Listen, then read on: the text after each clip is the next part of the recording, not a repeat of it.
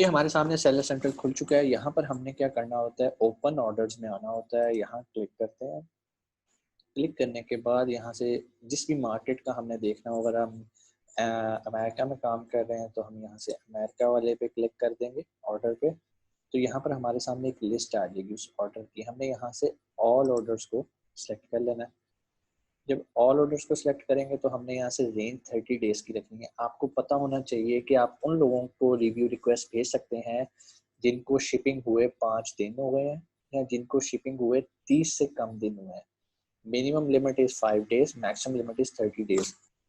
अगर किसी को शिप हुए 35 डेज हो गए हो तो आप उसको रिव्यू रिक्वेस्ट नहीं भेज सकते। ठीक है, अब इन्हीं में से हम कोई रैंडमली देख लेते हैं। फॉर एग्जांपल ये एक क्लाइंट का ऑर्डर आया और ये ऑर्डर नंबर मुझे पता होना चाहिए, इसको हम ऑर्डर नंबर कहते हैं। जब वो शख्स ऑर्डर परचेज करता है ना तो वो स्क्रीनशॉट खींच के आपको भेजता है जिससे आप कंफर्म करते हो कि हाँ हाँ भाई मुझे ऑर्डर आ गया। तो बेसिकली ये वो जगह है जहाँ पर ऑर्डर कंफर्म होता है। आगे उसका स्टेटस आ रहा होता है कि पेमेंट कंप्लीट, डिलीवर हो गया या नहीं डिलीवर हुआ। ठीक है, तो अगर तो डिलीवर नहीं हो रहा होता तो इसके आगे जो है ना येलो कलर का बॉक्स आ रहा होता है कि इन प्रोसेस में अभी। लेकिन अगर डिलीवर हो चुका हो तो फिर वहाँ पर कोई भी वहाँ पे ये साइन आ रहा होता है पेमेंट कंप्लीट और एक्सपेडेड। और इसके बाद आपने क्या करना है, आपने उस क्लाइंट के आईडी पे क्लिक करना है, जो भी उसका ऑर्डर आईडी है, ऑर्डर नंबर है। जैसे ही आप ऑर्डर पे क्लिक करते हैं ना तो यहाँ पर राइट कॉर्नर पे आपको एक रिक्वेस्ट और रिव्यू की ऑप्शन होती है। अब ये काम आप वैसे तो सारे ऑर्डर्स पे ये काम कर सकते हो, लेकिन खसूसी तौर पे उस बंदे को लाजमी करना है जिसको आपने फ्री दिया होता है, ताकि वो शर्म के मारे आपको 5 स्टार रिव्यू खुद से दे दे और आपको मांगना ना पड़े। ये इन्होंने कुछ अंग्रेजी लिखी हुई है, रिक्वेस्ट रिव्यू, कि आप बार बार किसी को तंग नहीं कर सकते, सिर्फ एक बार आप जो है ना रिव्यू भेजें किसी को। Are you sure you want to request a review for this order? आप कहते हैं जी यस।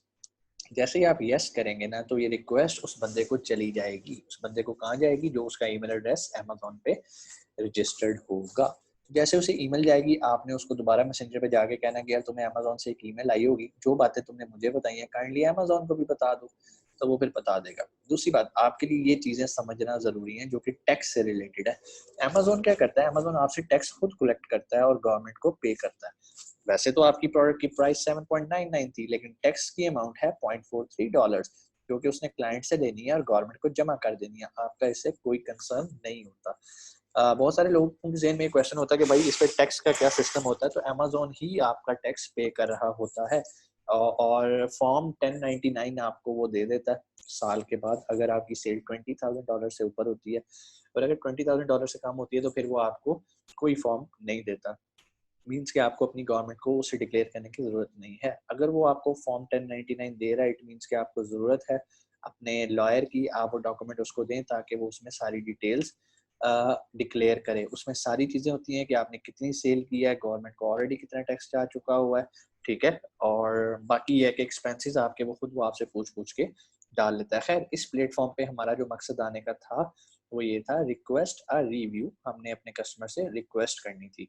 तो जैसे ही रिक्वेस्ट करेंगे और वो इस रिक्वेस्ट के अगेंस्ट हमें रिव्यू देगा तो ये शरन भी ठीक है और इसके अलावा ये अमेज़न की पॉलिसीज़ को भी वायलेट नहीं कर रहा। मैं दोबारा एक बार करके बता देता हूँ। आप लोगों ने मेन डैशबोर्ड्स पे ये जो ऑर्डर्स हैं यहाँ पर आना है। वैसे तो यहाँ से भी मैनेज ऑर्डर्स पे भी आप जाके ये काम कर सकते हैं। जैसे ही मैनेज ऑर्डर्स पे जाएंगे, मैनेज ऑर्डर्स में ये ऑल ऑर्डर्स आ रहे हैं। ऑल ऑर्डर से नीचे आप आएंगे और आपने देखना है कि कौन से ऐसे ऑर्डर हैं जो कि विद इन ए मंथ लाई कर रहे हैं। आपने उन पे क्लिक करना है, किसी पे भी रैंडमली यहाँ पे क्लिक किया। आपने यहाँ से रिक्वेस्ट रिव्यू पे गए और यहाँ से आपने रिक्वेस्ट कर देनी है। जैसे आप रिक्वेस्ट करेंगे उसको ईमेल चली जाएगी और वो आपको रिव्यू दे देगा। तो आज हमने सीखा कि हम किस तरह से अपनी सेल्स वेलोसिटी मेंटेन करते हैं एड्स के थ्रू। एड्स लगाना हम सीख लेंगे, वो कोई बहुत बड़ा काम नहीं है, बहुत बड़ी साइंस नहीं है। अगर आपको अमेज़न की पीपीसी आती है तो एड्स लगाना तो आपके लिए कोई मसला ही नहीं है। तो कहने का मकसद ये है कि आपने ऐड लगा लिया और क्लाइंट को फ्री गिव भी कर दिए, तो ये वो एक प्लेटफॉर्म है जहाँ से आप लीगली उनसे रिव्यूज़ कलेक्ट कर सकते हैं। और मैं आपको एक चीज़ और भी रिकमेंड करता हूँ कि स्टार्ट में जब भी आपने काम स्टार्ट करना है, कम से कम थोड़े से रिव्यूज़ कलेक्ट कर लें इस तरह से। तो उसका फ़ायदा ये होगा कि जब आप पीपीसी कैंपेन लगाएंगे ना तो कोई शख्स भी पहले आपका सोशल प्रोफाइल देखता है। आपने प्रोडक्ट को पीपीसी की मदद से पहले सफ़े पे तो ले आए हैं, लेकिन वो क्लिक करके खरीदेगा उसी सूरत में जब आपका कोई सोशल प्रोफाइल होगा। वो इसलिए हरगिज़ नहीं खरीदेगा कि आपके साथ स्पॉन्सर्ड लग गया तो वो खरीद ले। तो पहले आपने सोशल प्रोफाइल बिल्ड करना होता है, तो वो आप क्या करते हैं, फेसबुक एड्स लगा के इस तरह से काम करते हैं।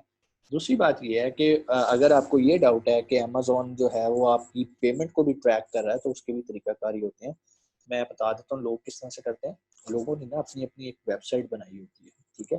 वेबसाइट बना के वो पहले फेसबुक से क्लाइंट को लेके अपनी वेबसाइट पे जाते हैं और वेबसाइट से उनको जो है ना वो डाइवर्ट करते हैं अमेज़न पे। क्योंकि अमेज़न को ये पता है जो फेसबुक से बंदा आ रहा है ना, वो तो मुफ्ता लगाने ही आ रहा है। लेकिन अगर कोई शख्स वेबसाइट से आ रहा है ना, तो वो उसको फिर भी सीरियस कंसिडर करता है। तो जैसे ही वो आपकी वेबसाइट पे आता है, आप उससे पूछते हो कि भाई तुम्हें फ्री चाहिए ना, पहले अपना यहाँ पर ईमेल एड्रेस तो दो मुझे। वो आपको ईमेल एड्रेस देता है। जैसे ही वो वहाँ जाके खरीद लेता है, फिर आप उससे कम्युनिकेट करते हो कि भई अब मैं तुम्हें रिफंड करने लगा हूँ। ये वो चीज़ें होती हैं जो थोड़ी-सी हम कह सकते हैं कि एक बीच में आप थर्ड सोर्स से घुमा के क्लाइंट को लेके जा रहे हो और आप थोड़ा-सा लीगल हो जाते हो। मीन लीगल से मुराद लीगल तो आप वैसे भी हैं, लेकिन ये है कि अमेज़न को लगता है कि यार ये वाक़ई एक्सटर्नल ट्रैफ़िक आई है। एक और चीज़ भी होती है, अगर आप फेसबुक ऐड के अंदर ही डायरेक्ट लिंक देना चाहते हो कि आपकी डायरेक्ट आपके पेज पर आए और अमेज़न को लगे कि नहीं ये डायरेक्ट नहीं आया, उसको हम टू स्टेप सुपर यूआरएल्स कहते हैं। आप सुपर यूआरएल जनरेट करते हैं और अमेज़न को लगता है कि भाई ये तो जो प्रोडक्ट है ना बड़ी अहम है, लोग कीवर्ड टाइप करके आए हैं। क्योंकि सुपर यूआरएल भी जब आप बनाते हो ना, तो वो भी बेसिकली इसी तरह ही बनता है। आप उसमें अपना कीवर्ड देते हो और उसकी वो एक यूआरएल बना देता है। तो क्लाइंट जब उस पे क्लिक करता है, तो वो सीधा लैंडिंग पेज पे जाता है, ऐड टू कार्ट करता है, खरीद के चला जाता है और अमेज़न को ये लगता है कि वो अ, कीवर्ड टाइप करके आया है। लेकिन मैं नहीं रिकमेंड करता कि आप कभी भी सुपर यूआरएल को यूज़ करें, क्योंकि मुझे यही लगता है कि अमेज़न को इसका भी पता है। अमेज़न को सिर्फ़ आप इस तरह से झांसा दे सकते हो कि आप इसको एसएफबी कर सकते हो कि भई सर्च, फाइंड एंड बाय, वो थोड़ा-सा ऑर्गेनिक और रियल चीज़ लगती है। अब जिसने आपसे फ्री प्रोडक्ट लेनी है, वो इतनी तो तगो-दो कर ही सकता है ना कि जाए और आपकी प्रोडक्ट ढूँढे और खरीद ले। तो ये एक सारा प्रोसीजर होता है जिसके थ्रू आप जो है ना ये सारा काम करते हैं। यहाँ तक कोई क्वेश्चन है तो वो आप मेरे से पूछ सकते हैं।